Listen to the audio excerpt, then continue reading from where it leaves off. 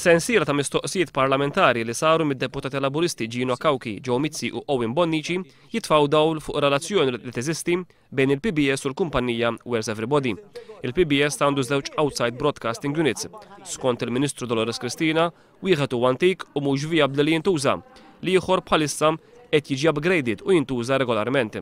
Il-PBS fi kliem il-Ministru Cristina jikri outside broadcasting unit biss meta jkollu bżonn faċilitajiet partikolari. Jirriżulta minn tarif moti fil-Parlament li fl-aħħar 3 snin kienu mill-inqas 8 l-okkażjonijiet fejn il-PBS ħass li kellu jikri l-outside broadcasting unit tal-kumpanija Where's Everybody. L-istess kumpanija li fuq il-PBS tipproduċi fost l-oħrajn il-programmi Bondi Plus u Xarabank. Fl-2009 u fl-2010 il-PBS ħallas lil Where's Everybody 30,000 euro għall-użu tal-outside broadcasting unit ta' din il-kumpanija. Għal dik li hija nefqa l-2011 iżda, Dolores Cristina qalet illi għal raġunijiet kummerċjali il-PBS ma jħossx illi għandu jagħti informazzjoni dwar il-ħlasijiet li saru lil Where's Everybody.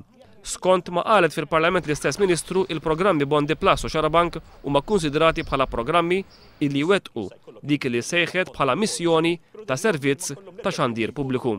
Mitluba tgħid x'inhu mal-ħlasijiet li jsiru mill-PBS lil Where's Everybody għal programmi tagħha, il-Ministru Cristina wieġbet li bejn iż-żewġ naħat hemm ftehim kummerċjali u żiedet illi dan huwa konfidenzjali. Għaldaqstant, irrifjutat li tgħid kemm qed jitħallsu il-Where's Everybody.